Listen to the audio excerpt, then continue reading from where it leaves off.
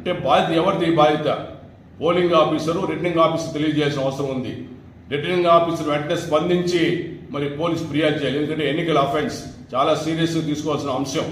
ఒక ఈవీఎం పగలగొట్టారంటే అంతకంటే మించిన ఎన్నికల నేరం ఇంకోటి ఉండదు. అయినా కూడా పోలీసు స్పందించి మరి సరైన చర్యలు లేవు.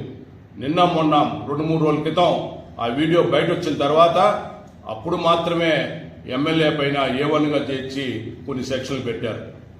మరి పోనీ ఆయన అరెస్ట్ చేశారంటే అది లేదు. మరి ఆయన పారిపోవడానికి మరి పోలీసు అధికారులే సహకరించారనేది ఈరోజు స్పష్టమవుతోంది.